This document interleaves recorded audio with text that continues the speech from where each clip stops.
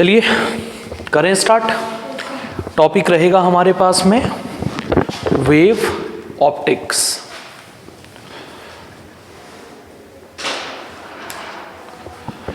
Wave optics, optics का remaining portion है ये, ठीक है। वेव ऑप्टिक्स, ठीक है।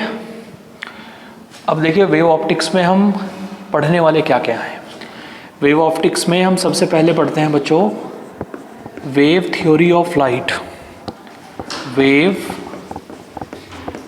थ्योरी ऑफ लाइट, ठीक है। नंबर 2 पर हम लोग पढ़ते हैं इंटरफेरेंस। इंटरफेरेंस। नंबर 3 पर हम पढ़ते हैं डिफ्रैक्शन, ठीक है। ये 3 टॉपिक तो वेव ऑप्टिक्स से हमारे रिसेंटली जो अपडेटेड सिलेबस है उसमें है। 2 टॉपिक ऐसे हैं जो हमारे सिलेबस में नहीं है लेकिन फिर भी हम लोगों को पढ़ने हैं। एक का नाम है पोलराइजेशन, ठीक है, और एक है हमारे पास में limit of resolution and resolving power of telescope. Limit of resolution and resolving power of microscope and telescope. Microscope and telescope, ठीक है। आज जो हम शुरुआत करेंगे हमें ये टॉपिक पढ़ना है बच्चों। आज की क्लास में ये टॉपिक हमें ख़त्म करना है। अच्छा, अब पढ़ने का तरीका कैसा रहेगा, मैं आप लोगों को चीज़ें एक्सप्लेन करूँगा यहाँ पर, क्योंकि अब 80-20 का काम है।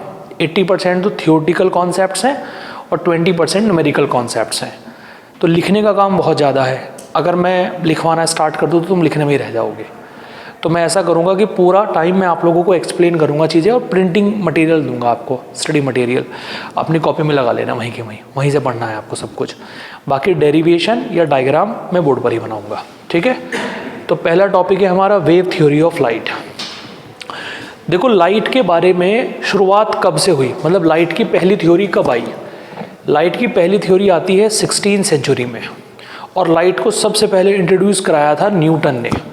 अब न्यूटन के अकॉर्डिंग लाइट क्या है, न्यूटन ने कहा कि साहब देखो लाइट क्या है, किसी भी सोर्स के अंदर से, लाइट के सोर्स के अंदर से, चाहे वो सन हो, स्टार हो, कोई बल्ब हो या कोई दूसरा सोर्स हो, बहुत छोटे छोटे छोटे छोटे छोटे छोटे पार्टिकल्स निकलते हैं। क्या निकलते हैं?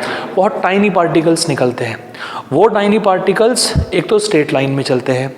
स्ट्रेट लाइन में चलने को बोलते हैं rectilinear propagation of light. Reflection दिखाते हैं, रिफ्रैक्शन दिखाते हैं, लाइट की स्पीड से मूव करते हैं, और हमारी आंखों पर जब आकर पड़ते हैं ना तो चीज़ें हमें दिखनी स्टार्ट तब होती हैं। ये न्यूटन के अकॉर्डिंग लाइट की सबसे पहली थ्योरी थी। इसीलिए न्यूटन को कहा जाता है father of optics. Father of optics, क्योंकि लाइट के बारे में सबसे पहले न्यूटन ने ही बताया था, ठीक है। दोबारा से सुनिए, न्यूटन के अकॉर्डिंग जो लाइट है वो छोटे, मतलब यह है कि किसी भी बल्ब के अंदर से या किसी भी सोर्स के अंदर से बहुत छोटे छोटे छोटे छोटे छोटे छोटे पार्टिकल्स निकलेंगे। ये पार्टिकल मासेस पार्टिकल होंगे। मासेस पार्टिकल का मतलब है कि इन पार्टिकल्स के पास में अपना एक मास होता है। ये पार्टिकल स्ट्रेट लाइन में चलते हैं, जब हमारी आंखों पर आकर पड़ते हैं तब हमें चीज़ें दिखनी स्टार्ट होती है। रिफ्लेक्शन दिखाते हैं, रिफ्रैक्शन दिखाते हैं, डिस्पर्जन दिखाते हैं, और लाइट की स्पीड से ट्रैवल करते हैं। इस थ्योरी को नाम दिया गया wave theory of light, Newton wave theory of light. यानी ओवरऑल हम ये कह सकते हैं कि न्यूटन के अकॉर्डिंग लाइट एक पार्टिकल की तरह बिहेव करती है। किसकी तरह बिहेव करती है? और वो पार्टिकल निकलता है सोर्स के अंदर से। किसके अंदर से? बताओ, समझ में आ गई क्या बात? दोबारा बताने की आवश्यकता तो नहीं पड़ेगी, याद हो गया अच्छे से। अब आप देखिए अगली कंडीशन में, न्यूटन के बाद जो अगले साइंटिस्ट आए उनका नाम है हाइगेंस। देखो हाइगेंस ने क्या कहा।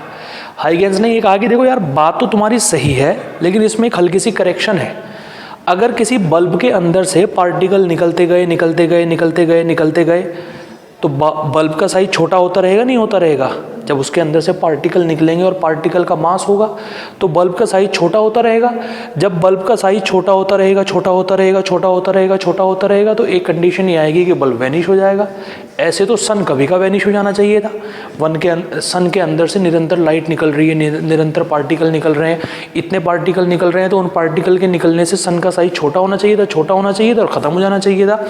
तो ये बात तो सही नहीं है कि न्यूटन के अकॉर्डिंग कि सोर्स के अंदर से पार्टिकल निकलते हैं। हाइगेंस ने कहा कि किसी भी लाइट के सोर्स के अंदर से निकलती है वेव्स। वो जो लाइट का सोर्स है उसे बोलते हैं प्राइमरी सोर्स। क्या बोलते हैं? और उसके अंदर से जो वेव्स निकलती हैं उन्हें बोलते हैं प्राइमरी वेव्स। क्या बोलते हैं? एक छोटी सी बात हाइगेंस ने यहाँ गलत कह दी। हाइगेंस ने ये कहा कि इन वेव्स को चलने के लिए एक मीडियम की नेसेसरी रिक्वायरमेंट होती है। यानी ये जो बल्ब के अंदर से या किसी भी सोर्स के अंदर से वेव्स निकलेगी ना, प्राइमरी वेव जिन्हें हमने नाम दिया है, इन्हें चलने के लिए एक मीडियम चाहिए ही चाहिए। यानी हाइगेंस के अकॉर्डिंग ये जो वेव्स है यानी लाइट वेव्स है ये मैकेनिकल वेव्स हैं। कैसी वेव है? मैकेनिकल वेव्स वो होती हैं जिन्हें चलने के लिए मीडियम चाहिए होता है। और उसने एक हाइपोथेटिकल मीडियम यानी पूरे ब्रह्मांड में हर जगह एक हाइपोथेटिकल मीडियम मान लिया कि साहब हर जगह एक मीडियम है और उस मीडियम की वजह से ही लाइट चल पाती है, और उस मीडियम को नाम दिया ईथर मीडियम। क्या नाम दिया? तो कुल मिलाकर मैं ये कह सकता हूँ कि न्यूटन के अकॉर्डिंग तो लाइट एक पार्टिकल है और हाइगेंस के अकॉर्डिंग लाइट एक वेव है। क्या है? लेकिन वेव कौन से वाली वेव है? मैकेनिकल वेव है। कौन सी वेव है? जिसे चलने के लिए क्या चाहिए? मीडियम चाहिए। बिना मीडियम के वो वेव चल पाएगी? बिल्कुल नहीं चल पाएगी। समझ में आ रही बात? अब इसके बाद जो तीसरी थ्योरी आई वो भी हाइगेंस की ही हाइगेंस ने अपनी थ्योरी में हल्का सा करेक्शन कर दिया। हाइगेंस ने कहा कि मैं अब पूरी बात बताता हूँ, मैं पूरी बात लेकर आया हूँ। पूरी बात यह है कि ये होगा प्राइमरी सोर्स, इसके अंदर से जो वेव्स निकलेंगी ये होगी प्राइमरी वेव्स। ये वेव्स मीडियम में मौजूद गैस के मॉलिक्यूल पर पड़ेंगे। उसने कहा कि वो जो मैंने हाइपोथेटिकल मीडियम ईथर माना था ना, वो गलत है, ऐसा नहीं होता। ईथर भीतर कुछ नहीं होता, गैस से काम चलता है। यानी किसी भी बल्ब के अंदर से जो लाइट निकलेगी या सोर्स के अंदर से जो लाइट निकलेगी वो मीडियम में मौजूद गैस के मॉलिक्यूल पर जाकर पड़ेगी। गैस का मॉलिक्यूल कहलाएगा सेकेंडरी सोर्स। क्या कहलाएगा? वो अपने अंदर उस लाइट को एब्जॉर्ब करेगा और एब्जॉर्ब करके दोबारा से अपने अंदर से लाइट निकालेगा, कुछ इस तरीके से। यानी ये तो हो गया मेरे पास में प्राइमरी सोर्स। यहाँ से जो वेव्स निकली ये हो गई प्राइमरी वेव्स। ये वेव्स गैस के मॉलिक्यूल पर जाकर पड़ी। गैस का मॉलिक्यूल काम करेगा एज अ सेकेंडरी। क्या काम करेगा? और ये जो अपने अंदर से नई वेव निकालेगा इनका नाम होगा सेकेंडरी वेवलेट। क्या नाम होगा? फिर ये वेव अगले मॉलिक्यूल पर जाकर पड़ेंगी, ये भी सेकेंडरी ही कहलाएगा, टर्सरी नहीं कहलाएगा, सेकेंडरी ही कहलाएगा। इसके जो अंदर से वेव्स निकलेंगी ये भी सेकेंडरी वेव कहलाएंगी।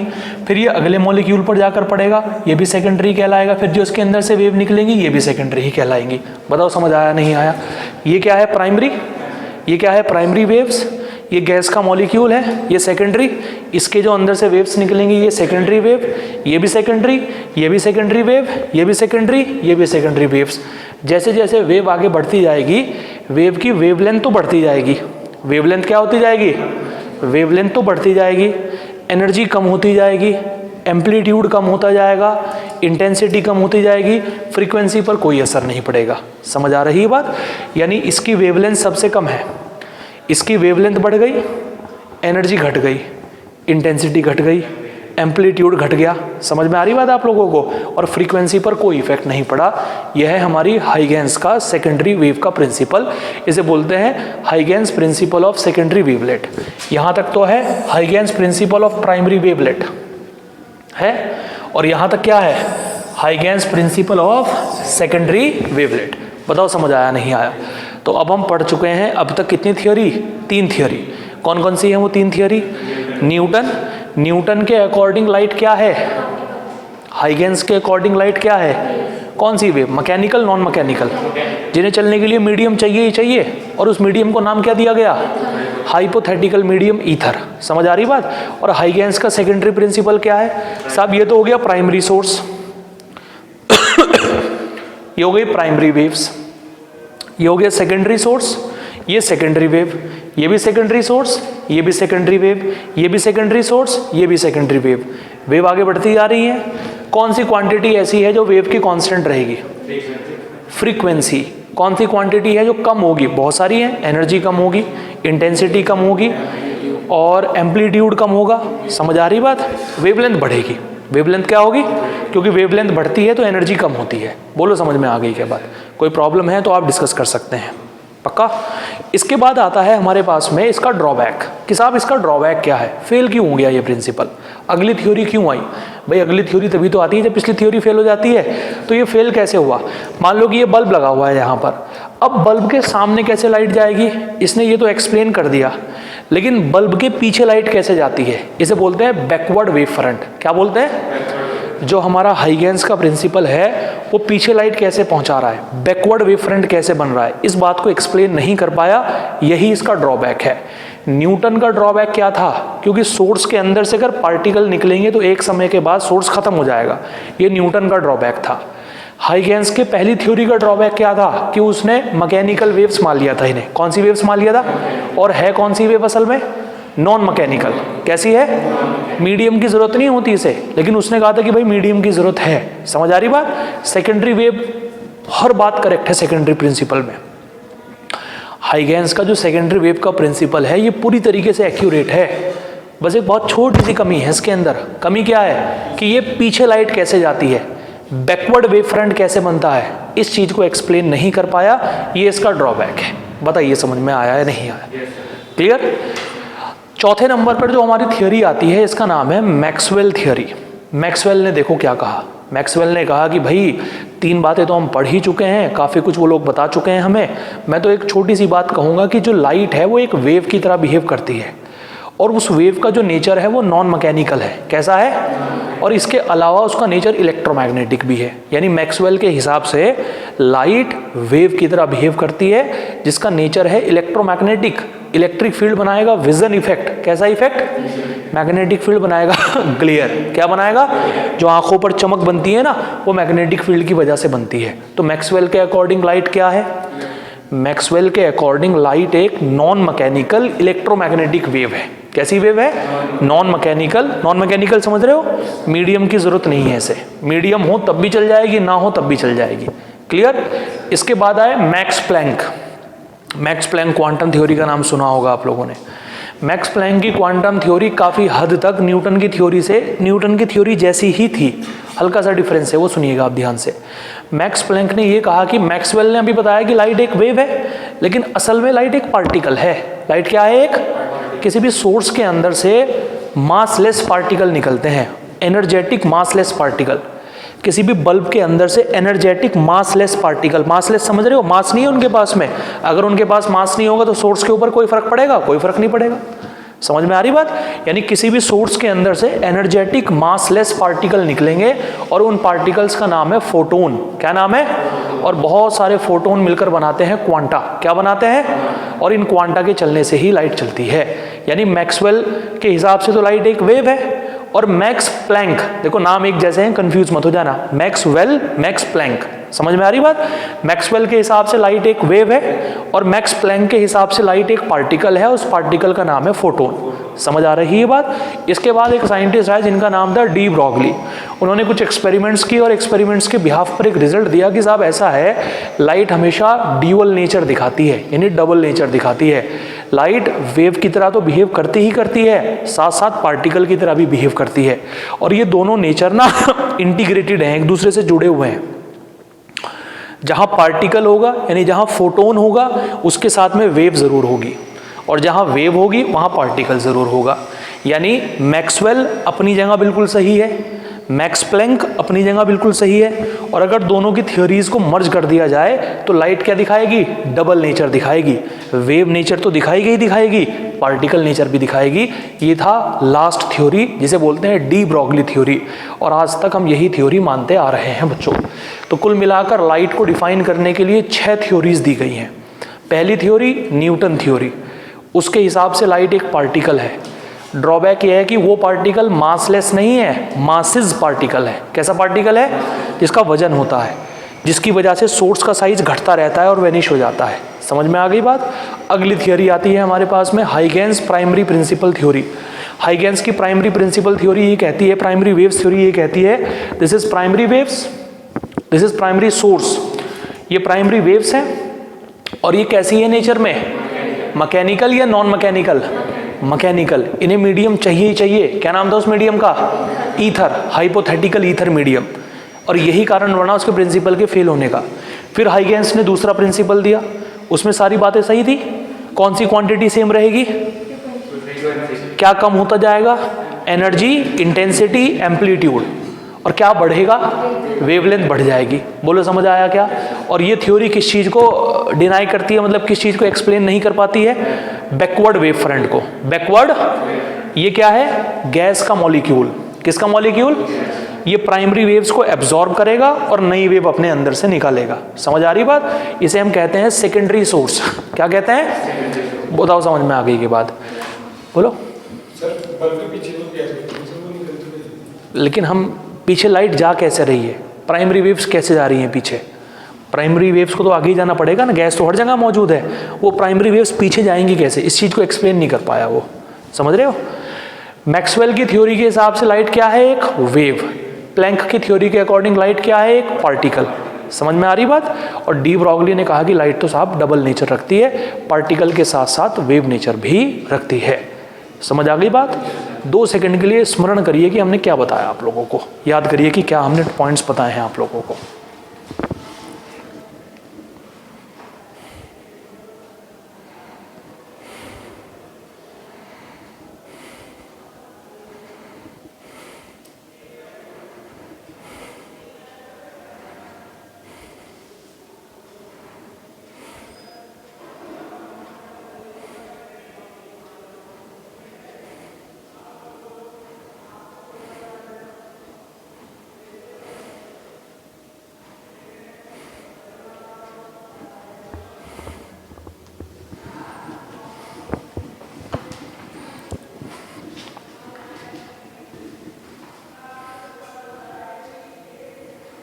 डन।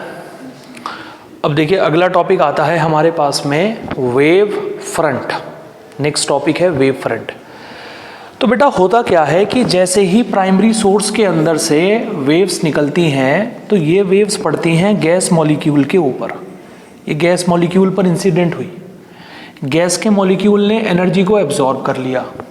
एनर्जी को एब्जॉर्ब करने के बाद में गैस का जो मॉलिक्यूल है वो वाइब्रेट करना स्टार्ट कर देता है। क्या करना स्टार्ट कर देता है? और वाइब्रेट करता हुआ वो जैसे पाथ पर घूम जाता है, जैसे रास्ते पर घूम जाता है, उस पाथ को हम बोलते हैं वेव फ्रंट। क्या बोलते हैं? यानी पहले क्या होगा? This is primary source. यहाँ से जो वेव्स निकलेंगी ये है प्राइमरी वेव्स। ये गैस के मॉलिक्यूल पर जाकर इंसिडेंट होंगी, अपनी सारी एनर्जी गैस के मॉलिक्यूल को दे देंगी। गैस का मॉलिक्यूल एनर्जी को एब्जॉर्ब करेगा और एब्जॉर्ब करने के बाद में वाइब्रेट करना स्टार्ट कर देगा। और वाइब्रेट करते हुए ये जैसे पाथ पर घूम जाएगा, जैसे पाथ पर घूम जाएगा, उस पाथ को हम कहेंगे वेव फ्रंट। क्या कहेंगे? समझे या नहीं समझे? जैसे मान लो कि ये सिंगल सोर्स लगा हुआ है, ये बल्ब है, ये इसके चारों तरफ पार्टिकल मौजूद है। जैसे ही बल्ब की लाइट ऑन करते हैं ना हम लोग, जैसे ही बल्ब की लाइट ऑन करते हैं तो ये जो मॉलिक्यूल यहाँ था ये ऐसे वाइब्रेट करना स्टार्ट कर देता है। जो यहाँ था ये ऐसे वाइब्रेट करेगा, जो यहाँ था ये ऐसे वाइब्रेट करेगा, ऐसे वाइब्रेट करेगा, ऐसे वाइब्रेट करेगा, ऐसे वाइब्रेट करेगा, ऐसे वाइब्रेट करेगा, ऐसे वाइब्रेट करेगा। समझ आ रही बात? यानी लाइट के चारों तरफ के जो मॉलिक्यूल्स हैं वो ऐसे वाइब्रेट करना स्टार्ट कर देंगे, ऐसे इस तरीके से वाइब्रेट करना स्टार्ट कर देंगे, ऐसे वाइब्रेट करना स्टार्ट कर देंगे। तो वो वाइब्रेट करते हुए जैसे पाथ बनाएंगे ना, उसी को हम नाम देंगे वेव फ्रंट। अब वेव फ्रंट कॉमनली होता है हमारे पास में 3 टाइप्स का। एक का नाम है स्पेरिकल वेव फ्रंट, जो बनता है सिंगल सोर्स की वजह से। सिंगल सोर्स लाइक दिस, इस तरीके के सोर्स की वजह से जो वेव फ्रंट बनता है उसे हम लोग नाम देते हैं spherical wave front. Linear light माने स्लिट, इस तरीके की लाइट, इसकी वजह से जो वेव फ्रंट बनता है उसे बोलते हैं सिलेंड्रिकल वेव फ्रंट। इस तरीके की लाइट की वजह से, ठीक है ना, जो सीधी लाइट होती है घर में लगी होती है, उनकी वजह से जो वेव फ्रंट बनेगा वो हमारा सिलेंड्रिकल वेव फ्रंट कहलाएगा। और जब ये स्पेरिकल वेव फ्रंट और सिलेंड्रिकल वेव फ्रंट बहुत दूर निकल जाते हैं तो ये बन जाते हैं प्लेन वेव फ्रंट। क्या बन जाते हैं? याद रखिएगा, इस बात को भूलना नहीं है बिल्कुल भी अच्छे तरीके से। ये बन जाएंगे प्लेन वेव फ्रंट। क्या बन जाएंगे? तो पहले मुझे एक्सप्लेन करो कि वेव फ्रंट है क्या। पहले क्या होगा? बल्ब के अंदर से वेव्स निकलेंगी, वेव्स गैस के मॉलिक्यूल पर पड़ेंगी, गैस का मॉलिक्यूल एनर्जी को एब्जॉर्ब करेगा, एब्जॉर्ब करके शांति से बैठ जाएगा, वो क्या करना स्टार्ट कर देगा, और वाइब्रेट करता हुआ वो जैसे पाथ पर घूमेगा उसी को हम क्या नाम देंगे, कितने टाइप के वेव फ्रंट है, सिंगल सोर्स है तो spherical wave front, linear source है सिलेंड्रिकल वेव फ्रंट, और जब ये दोनों वेव फ्रंट बहुत दूर निकल जाते हैं तब ये बन जाते हैं प्लेन। या हम ये कहें कि लाइट बहुत दूर से आ रही है, जब आप कहते हो कि लाइट बहुत दूर से आ रही है तो आप ये कहते हो कि वो प्रिंसिपल एक्सिस के पैरेलल आएगी, तो प्रिंसिपल एक्सिस के पैरेलल आने का मतलब है कि प्लेन वेव फ्रंट आ रहा है। कौन सा वेव फ्रंट आ रहा है? जनरली हम प्लेन वेव फ्रंट को ना ऐसे दिखाते हैं, ऐसे होता तो ऐसे है ऐसे, लेकिन दिखाते ऐसे हैं तो सामने का हिस्सा दिखता है आप लोगों को। समझ आ रही बात?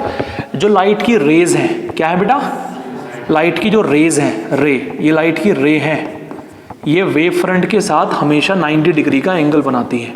ये 90, ये 90, ये 90। बोलो समझ में आ गई क्या बात? लाइट की जो रे है वो हमेशा वेव फ्रंट के साथ कितने डिग्री का एंगल बनाएंगी, 90 डिग्री का एंगल बनाएंगी।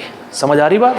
ये बनता है हमारे पास में स्फेरिकल वेव फ्रंट। मान लो कि ये बल्ब है, ये बन गया, ये बन गया, ये बन गया, लाइट ऐसे निकलेगी यहाँ से, ऐसे ऐसे ऐसे, इस तरीके से। बोलो समझ आया नहीं आया? अगर मेरे पास में कोई लीनियर लाइट है, लीनियर लाइट, ठीक, तो लीनियर लाइट के चारों तरफ जो वेव फ्रंट बनेगा ना, वो इस तरीके का वेव फ्रंट बनेगा, सिलेंड्रिकल वेव फ्रंट। ठीक है, लीनियर लाइट की वजह से बनेगा cylindrical wave front. Plane wave front जब बहुत दूर से लाइट आ रही होगी, और स्फेरिकल वेव फ्रंट बनेगा सिंगल सोर्स की वजह से। किसकी वजह से? अब बताओ 6 की 6 थ्योरी आपको समझ में आ गई क्या? कौन कौन सी हैं 6 थ्योरी? न्यूटन, हाइगेंस की पहली थ्योरी, हाइगेंस की दूसरी थ्योरी, मैक्सवेल की थ्योरी, मैक्स प्लैंक की थ्योरी, डी ब्रॉगली की थ्योरी। उसके बाद में वेव फ्रंट है और वेव फ्रंट के टाइप्स हैं। समझ में आ गया? इसके बाद में है हमारे पास में अगला पॉइंट। अगला पॉइंट देखो क्या है, यह है हमारे पास में कॉन्वेक्स लेंस। ये हो गया प्रिंसिपल एक्सिस, यह है प्लेन वेव फ्रंट। ये प्लेन वेव फ्रंट लेंस पर टकराने के लिए आ रहा है, लेंस पर आकर इंसिडेंट होगा। तो जो यहाँ वाली लाइट होगी बताओ परपेंडिकुलर होगी या नहीं होगी? जो यहाँ वाली लाइट होगी बताओ परपेंडिकुलर होगी या नहीं होगी? जो यहाँ वाली लाइट होगी बताओ परपेंडिकुलर होगी या नहीं होगी? जल्दी बताओ। अब जब लाइट यहाँ जाकर इंसिडेंट होगी तो बताओ यहाँ इस पॉइंट पर मिलेगी या नहीं मिलेगी? भाई कॉन्वेक्स लेंस से लाइट जब प्रिंसिपल एक्सिस के पैरेलल आती है तो इस पॉइंट पर मिलती है। अब एक पॉइंट पर मिलने का मतलब यह है कि ऐसा वेव फ्रंट बनेगा, इस तरीके का वेव फ्रंट। क्या नाम है इस वेव फ्रंट का? स्फेरिकल।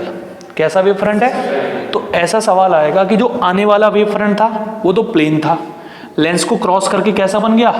स्फेरिकल बन गया। वो तो समझ में आ गया। नेक्स्ट भाई हमारे पास में ये हो गया कॉनकेव लेंस, यह है प्लेन वेव फ्रंट। एक लाइट यहाँ हो गई, एक लाइट यहाँ हो गई, एक लाइट यहाँ हो गई। प्लेन वेव फ्रंट का नाम क्या है? AB। ठीक है, कौन सा लेंस है? डाइवर्जिंग लेंस है। लाइट को डाइवर्ज करेगा, लाइट को डाइवर्ज करेगा, करेगा या नहीं करेगा? अगर पीछे मिलाएंगे तो एक पॉइंट पर मिलेंगी। जब लाइट एक पॉइंट पर मिल जाती है तो कैसा वेव फ्रंट बन जाता है? लेकिन यहाँ नहीं बनेगा क्योंकि यहाँ तो डॉट डॉट है। जहाँ लाइट रियल में होगी ना वहाँ बनेगा, सिर्फ जहाँ लाइट रियल में होगी वहाँ बनेगा। तो ये plane wave front spherical wave front में कन्वर्ट हो गया। बोलो समझ में आया क्या? ठीक है, नेक्स्ट देखो अगली कंडीशन क्या है हमारे पास में। यह है हमारे पास में एक प्लेन मिरर। लाइट ऐसे आकर इंसिडेंट हुई, मतलब ये वेव फ्रंट आ रहा है टकराने के लिए। यहाँ लाइट ऐसे होगी बेटा, यहाँ लाइट ऐसे होगी, यहाँ लाइट ऐसे होगी। बोलो होगी या नहीं होगी? यहाँ लाइट टकराएगी, ऐसे निकल जाएगी, यहाँ टकराएगी, ऐसे निकल जाएगी, यहाँ टकराएगी, ऐसे निकल जाएगी। अरे बोलो, अब ये बताओ कि जो टकराने के लिए लाइट की रेज आ रही थी और जो टकराकर लाइट की रेज जा रही हैं, पैरेलल है या नहीं है? जब आने वाली लाइट भी पैरेलल हो और जाने वाली लाइट भी पैरेलल हो, इसका मतलब ये है कि प्लेन वेव फ्रंट ही तो आ रहा था और प्लेन वेव फ्रंट ही टकराकर जा रहा है। यानी जो रिफ्लेक्टेड वेव फ्रंट है ना, वो भी आपका कैसा है? वो भी आपका प्लेन है कुछ इस तरीके से। बोलो समझ आया नहीं आया? ठीक है, अच्छा मान लो कि यह है मीडियम की लाइन, ऊपर का मीडियम है रेयर, नीचे का मीडियम है डेंसर। एक वेव फ्रंट ऐसे आया, आया ऐसे। ताशु बताओ लाइट कैसे होगी यहाँ पर? बोलो कैसी होगी लाइट यहाँ पर? बेटा स्पेरिकल नहीं होगी, प्लेन वेव फ्रंट नहीं है क्या, परपेंडिकुलर होगी ऐसे। यहाँ कैसी होगी? परपेंडिकुलर। यहाँ भी कैसी होगी? परपेंडिकुलर। हो गई 3 लाइट। ये पूरा वेव फ्रंट था प्लेन, और आप जानते हो कि लाइट वेव फ्रंट के साथ 90 डिग्री का एंगल बनाती है। यहाँ परपेंडिकुलर डाल दिया, यहाँ परपेंडिकुलर डाल दिया, यहाँ परपेंडिकुलर डाल दिया। लाइट रेयर मीडियम से कौन से मीडियम में जा रही है? मुड़ गई ऐसे, मुड़ गई ऐसे, मुड़ गई ऐसे। अब मुझे बताओ लाइट कैसी आ रही थी? पैरेलल। कैसी जा रही है? तो टकराने वाला वेव फ्रंट कैसा था? प्लेन। और जो वेव फ्रंट टकरा कर जा रहा है वो भी कैसा है? बताओ है या नहीं है? तो इसका मतलब जो टकराने के लिए आ रहा था वो भी प्लेन है, और जो टकरा कर जा रहा है वो भी प्लेन होगा। ठीक है, आगे देखो, ये हमें दे रखा है एक प्रिज्म। कहा कि प्रिज्म के ऊपर एक वेव फ्रंट आकर इंसिडेंट हो रहा है ऐसे। वेव फ्रंट का नाम है AB। दिख रहा है बेटा? एक लाइट आ रही है यहां से ऐसे, परपेंडिकुलर आएगी, बताओ आएगी या नहीं आएगी? ये लाइट ऐसे मुड़ जाएगी, ऐसे निकल जाएगी, लाइट ऐसे मुड़ जाएगी, ऐसे निकल जाएगी, ये लाइट ऐसे मुड़ जाएगी, ऐसे निकल जाएगी। बताओ लाइट की रेज पैरेलल आ रही थी या नहीं आ रही है? और कैसी जा रही है? पैरेलल जा रही है। जा रही है पैरेलल। इसका मतलब प्लेन वेव फ्रंट आया था, और कैसा वेव फ्रंट जाएगा? प्लेन ही जाएगा। समझ आ रही है बात? अब आते हैं कॉनकेव मिरर में। कॉनकेव मिरर में आ जाते हैं बेटा। कैसा वेव फ्रंट है जल्दी बताओ? यहाँ लाइट कैसी होगी? परपेंडिकुलर। यहाँ भी कैसी होगी? परपेंडिकुलर। यहाँ भी कैसी होगी? अब बताओ जब जो लाइट पैरेलल आती है प्रिंसिपल एक्सिस के, बेटा ये है ना प्रिंसिपल एक्सिस, इसके पैरेलल आ रही है ना, टकरा कर यहाँ मिलेगी, टकरा कर यहाँ मिलेगी। बताओ मिलेगी या नहीं मिलेगी? लाइट आई थी कैसे ये बताओ? पैरेलल। एक पॉइंट पर मिल गई आकर, तो कैसा वेव फ्रंट बन गया? बताओ बनाया नहीं बना? समझ गए? अब कर लोगे अपने आप या नहीं कर पाओगे अभी भी? जैसे एक एग्जाम्पल देखो आप, एक हो गया मेरे पास में कॉन्वेक्स लेंस, एक हो गया मेरे पास में कॉनकेव लेंस। आपको ना डायग्राम बनाकर दे रखा है बच्चों, मतलब मैंने कुछ नहीं किया, डायग्राम बनाकर सब कुछ आपको दे रखा है ऐसे।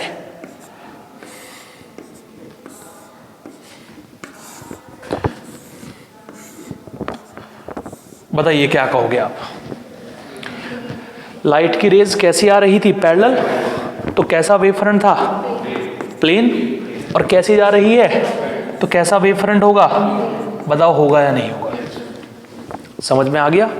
तो पहला टॉपिक आपका खत्म हो गया, जिसका नाम था wave theory of light. Wave theory of light का जो टॉपिक था वो पूरा थ्योरेटिकल है, खत्म हो गया पूरा टॉपिक। मैं दोबारा से एक बार बता देता हूँ, कोई कंफ्यूजन नहीं होनी चाहिए कहीं भी, बिल्कुल भी पूरा क्रिस्टल क्लियर होना चाहिए अच्छे तरीके से। चाहे कैसा भी सवाल हो जाओ, फोड़ दो तुम उठा के सवाल को, ठीक है ना? न्यूटन कंसेप्ट क्लियर है? न्यूटन के अकॉर्डिंग सोर्स के अंदर से क्या निकलेंगे? मासेस या मासलेस? मासेस। स्ट्रेट लाइन में चलेंगे, रिफ्लेक्शन दिखाएंगे, रिफ्रैक्शन दिखाएंगे, डिस्पर्जन दिखाएंगे, लाइट की स्पीड से चलेंगे। ये न्यूटन की थ्योरी थी। आंखों पर पड़ेंगे तो चीज़ें दिखनी स्टार्ट होंगी। समझ में आ गई बात? ओवरऑल हम ये कह सकते हैं कि न्यूटन के हिसाब से लाइट एक पार्टिकल की तरह बिहेव करती है। हाइगेंस ने ये कहा कि सोर्स, जो प्राइमरी सोर्स है, उसके जो अंदर से वेव्स निकलेंगी वो होंगी प्राइमरी वेव्स। समझ में आ रही बात? लेकिन वो वेव्स मैकेनिकल वेव्स हैं, क्योंकि उन्हें चलने के लिए मीडियम चाहिए ही चाहिए, और उस मीडियम को हमने नाम दिया hypothetical ether medium. Hypothetical ether medium. समझ में आ रही है बात? Okay, next, Huygens principle of secondary wavelets. Huygens principle of, क्या कहता है सेकेंडरी प्रिंसिपल? सोर्स के अंदर से जो वेव्स निकलेंगी, ये कैसी, ये कौन सा सोर्स है जो वेव्स निकलेंगी? क्या इसे चलने के लिए मीडियम चाहिए? नहीं चाहिए। होगा तो बढ़िया, नहीं होगा तो काम हो जाएगा। गैस के मॉलिक्यूल पर जाकर पड़ेंगी। गैस का मॉलिक्यूल कैसे बिहेव करेगा? As a secondary. और जो अपने अंदर से वेव निकालेगा, इसका नाम क्या होगा? मतलब रियल में ना देखो ऐसे होता है,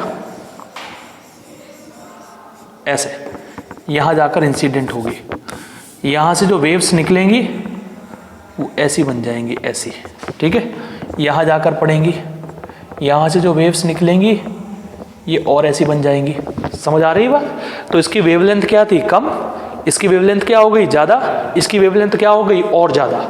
इसका एम्पलीट्यूड ज़्यादा था, एम्पलीट्यूड कम हो गया, एम्पलीट्यूड कम हो गया, इंटेंसिटी कम हो गई, एनर्जी कम हो गई, फ्रीक्वेंसी सेम रही। समझ में आ गई बात? ड्रॉबैक बताओ क्या है? बैकवर्ड वेव फ्रंट को एक्सप्लेन नहीं कर पाया। मैक्सवेल के अकॉर्डिंग लाइट क्या है, वेव या पार्टिकल? वेव। ठीक है। मैक्स प्लैंक के अकॉर्डिंग लाइट क्या है? Double nature. किसने बताया था वेव का? डी ब्रॉगली ने। किसने बताया था कि लाइट तो डबल नेचर दिखाती है, वेव के साथ साथ पार्टिकल नेचर भी दिखाती है। वेव फ्रंट क्लियर हो गया। जब इस गैस के मॉलिक्यूल को एनर्जी मिलेगी तो ये वाइब्रेट करता हुआ पूरे मीडियम में घूमे फिरेगा। समझ आ रही है बात? डन। ओके। इसके बाद में कितने टाइप के वेव फ्रंट है? कौन कौन से? 4 single source spherical, 4 linear source cylindrical, और जब लाइट बहुत दूर से आती है तब प्लेन वेव फ्रंट। और कौन सा वेव फ्रंट किससे गुजरकर कैसा हो जाएगा ये मैंने आपको सिखा दिया। आई थिंक, मुझे तो लगता है कि मैंने सिखा दिया। अब तुम्हारे ऊपर है डिपेंड बात। सीख गए? लाइट पैरेलल आएगी, पैरेलल ही जाएगी तो प्लेन था प्लेन ही रहेगा। लाइट पैरेलल आएगी, एक पॉइंट पर मिल जाएगी तो प्लेन स्फेरिकल बन जाएगा। बस 2 ही चीजें और कुछ नहीं है। डन? पक्का? कोई परेशानी? Very nice. अब आप एक काम करिए, शॉर्ट नोट्स